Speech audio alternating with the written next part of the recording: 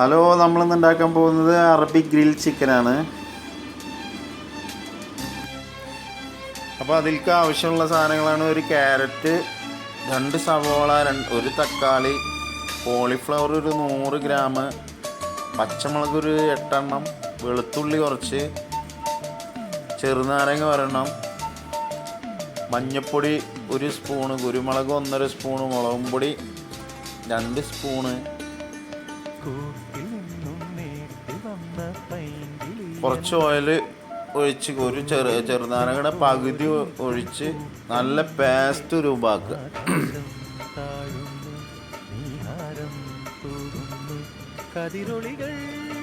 നല്ല പേസ്റ്റ് ആയതിനു ശേഷം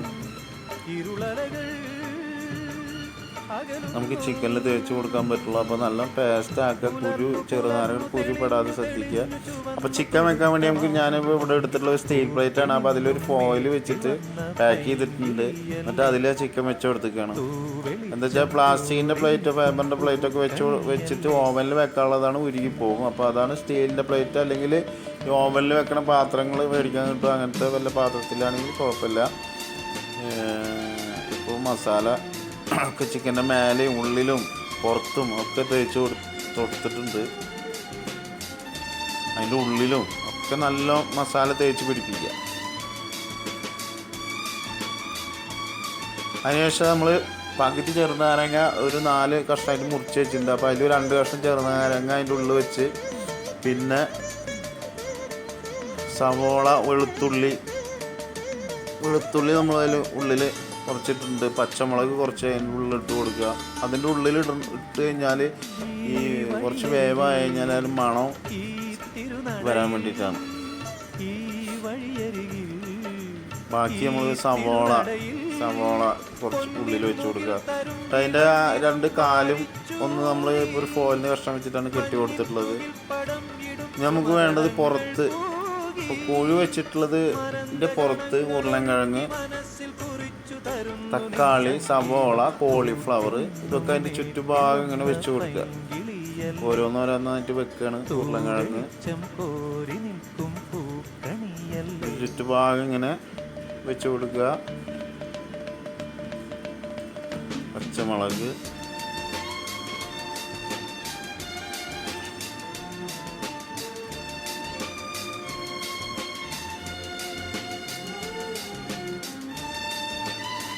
സവോള,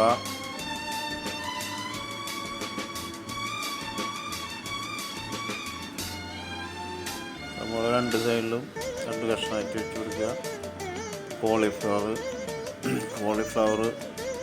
ചെറിയ കഷ്ണമാക്കിയിട്ടുള്ളതാണ്. അപ്പോൾ അതിൻ്റെ 2 കഷ്ണമാക്കിയിട്ട് അവിടെ ഇവിടെയൊക്കെ വെച്ച് കൊടുക്കുക തന്നെ. അതിൻ്റെ ചുറ്റുഭാഗം ആയാൽ മതി. അങ്ങനെ കുറച്ചൊരു ഭംഗിക്ക് വേണ്ടിയിട്ട് ഒരു വൃത്തിയിൽ വെക്കാമെന്ന് മാത്രം. അതിൻ്റെ ഒരു സ്മെല്ലും കാര്യങ്ങളൊക്കെ അതിന് കിട്ടാൻ വേണ്ടിയിട്ടാണ് ഇപ്പോൾ അത് അതിൻ്റെ ചുറ്റുഭാഗം വെക്കുന്നത്. അപ്പോൾ ഇതൊരു കാണുമ്പോൾ ഒരു വൃത്തി ഉണ്ടാകാൻ വേണ്ടിയിട്ടാണ് അവിടെ ഇവിടെയൊക്കെ ആയിട്ട് പല സ്ഥലങ്ങളിലായിട്ട് വെക്കുന്നത്. തക്കാളി ഇപ്പം നമ്മളിവിടെ ഒരു തക്കാളി, വലിയ തക്കാളിയാണ്, അത് 4 കഷ്ണമാക്കിയിട്ടുണ്ട്. ഒരു ക്യാരറ്റാണ്, അതൊരു 5 കഷ്ണമാക്കിയിട്ടുണ്ട്. നേർപ്പാക്കിയിട്ടൊന്നുമല്ല, ഇങ്ങനെ നേരെ അങ്ങനെ മുറിച്ചിട്ടുള്ളതാണ്.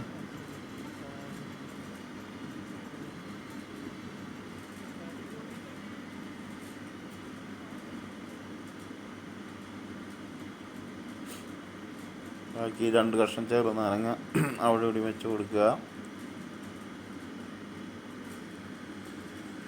നമ്മൾ ആ മുറിച്ച് വെച്ച കഷ്ണങ്ങളും തക്കാളി, ഉള്ളി, കോളിഫ്ലവർ, ക്യാരറ്റ്, പച്ചമുളക്, വെളുത്തുള്ളി ഇതൊക്കെ അതിൻ്റെ ചുറ്റുഭാഗം ഉള്ളിലൊക്കെ ആയിട്ട് വെക്കൽ കഴിഞ്ഞു.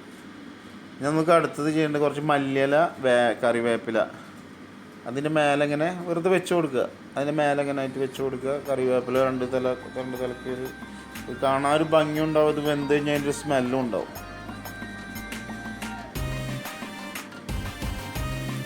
അപ്പോൾ നമ്മളെ